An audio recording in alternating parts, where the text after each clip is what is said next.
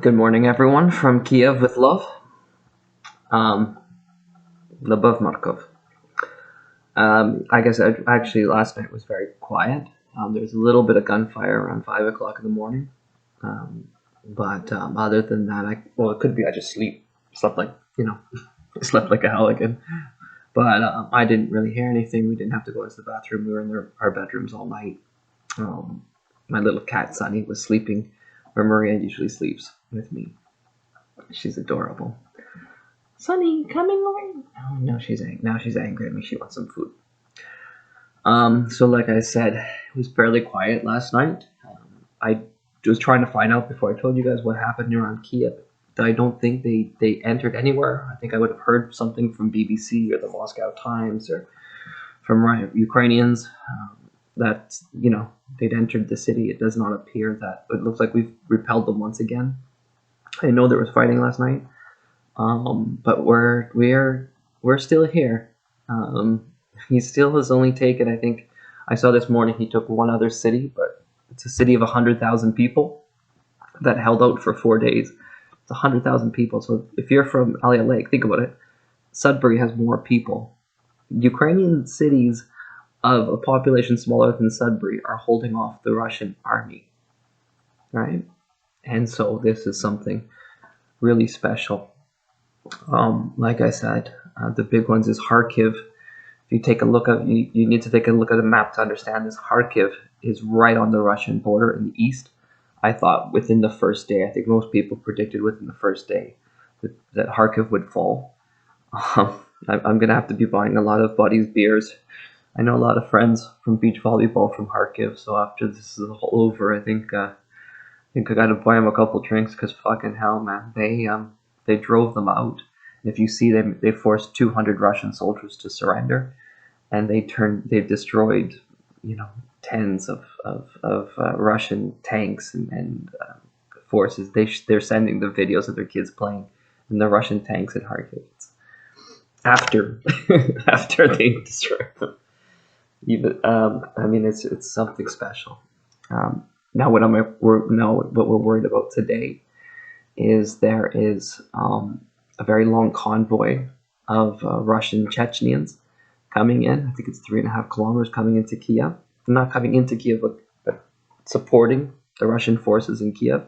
And the Belarusians, Lukashenko, is sending his own soldiers from Belarus to Kiev. So that's something.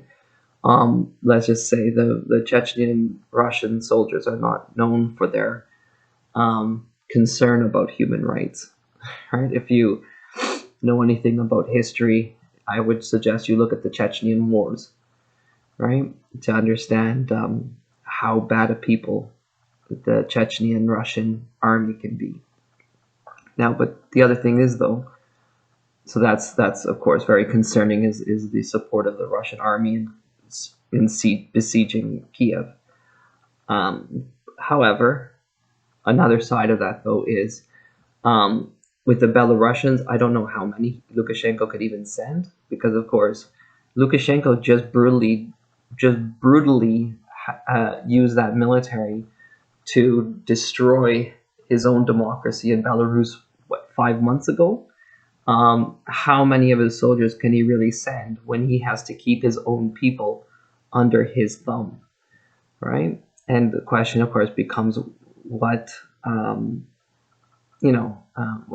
What? How much does he really? I think he has to do it because, of course, the Russian support for his dictatorship in Belarus. But how much support is he really going to send, right? And how much do the Belarusians really want to fight the Ukrainians, right? Here's the thing, too. Of course, is a lot of the Belarusian military, their family, they had to crack down on 6 months ago. So how good is the morale of Belarusian soldiers? And by the way, their army is not exactly something that. We even know if they have what kind of training they have. They're too busy, killing babushkas. I've never seen them fight. Chechen Russians, on the other hand. But the other side is too, so that's kind of what the Belarusians have to wait and see. With the Chechen Russians too, though, what's interesting is, first of all, the Chechens are fantastic fighters. But why would they want to fight the Ukrainians, right? That doesn't, they are in the Russian army to fight the Chechnyan Muslim fundamentalists, the terrorists, basically. I'm not quite sure, as they ship them out of Chechnya, how happy they are about this. And the other thing, of course, too, is Chechnya still has Islamic fundamentalists in those mountains. So how long can Putin move his soldiers from Chechnya and Dagestan, right, where Habib is from, when they were there to hold a very, very powerful Muslim terrorist group, right? Al-Qaeda's in there, I believe ISIL's in there. So if you think about it, right, that tells you a couple things. First of all, he's not winning in Ukraine at all, right, which is good news. If you see the map of Ukraine, remember all of Western Ukraine from Lviv east is still relatively free. And there's no way, this is day 5, that he ever imagined that almost, most of Ukraine is still free. We're still free. The thing is, too, is, of course, with all of your incredible help with supplies and everything else like this from Europe, I've got a buddy of mine in fucking Spain who just yesterday was shipping supplies to the Polish border with a Ukrainian store. The Ukrainian forces are supplied, right? And we continue to be supplied. The Russian forces are not supplied, right? They have a problem with their logistics, and they have to send things from that huge country of Russia. Whereas we just need people like you and your family and people across Europe and Canada, America, to just ship things to Poland, to Romania, and you just cross the border, and there you go, right? There's the supplies for the Ukrainian army. So it's becoming very interesting. And what this tells you is, like I said, with the Chechens and the Belarusians coming in, it tells you that his army is having problems. Partly, I think, as a morale thing. One of the other things about Kharkiv is when 200 Russian soldiers surrender, right? That tells you that those 200 Russian soldiers weren't really excited to be fighting in Kharkiv, the Ukrainians.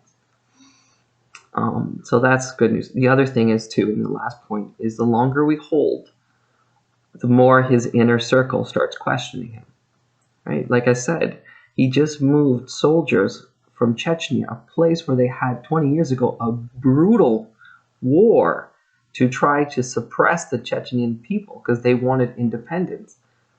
That state he moved, and I am sure that there are people around him, powerful Russians going, not even powerful, regular Russians going, holy shit, what are you going to do with Chechnya?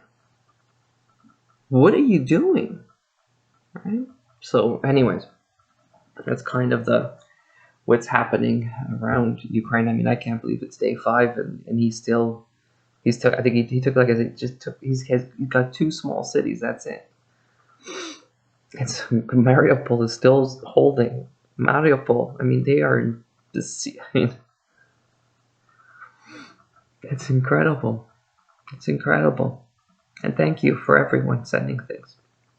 And thank you, and sorry, and like I said, if you wanted to, I said a video about this. If you wanted to, you can always send money to my account, but there's many other ways. I think even Ryan Reynolds is matching donations or something like this for Ukraine.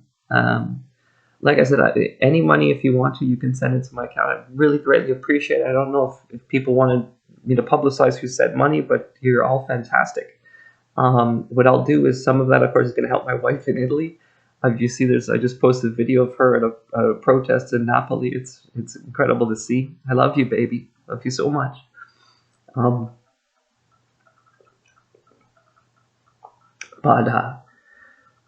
the rest of it is I'm just gonna. Ukrainians are stubborn people, so it could take a little while for me to help other Ukrainians, because first thing you ask a Ukrainian who needs help, do you need help? They say no, I don't. But I'll find those Ukrainians who need help, and I'll give you the money from your support as well as my wife and her family. But you guys thank you so much for everything you're doing. Keep on doing it, right? Keep on pushing, right? The more you push, the more your politicians have to act. The more you politicians have to act, the greater the chance we have of getting rid of that fucking brutal dictator that cancer on Europe. Pizdiets. And not just him. Let's get rid of fucking Lukashenko and Belarus while we're at it. Let's make all of Europe a democracy. Freedom for everyone, not just Ukrainians, for Russians, for fucking Chechens, for Belarusians, for everyone, Georgians. Let's make it in 5 years that people in Moldova, people in Georgia, people in Ukraine, people in Belarus can vote and not be afraid of that fucking, the Kremlin sending tanks into their fucking cities. Let's end it now. And with that, I'll see you later on today. I'll send a message later when I get more information about what's happening in Kiev. Slava Ukraine.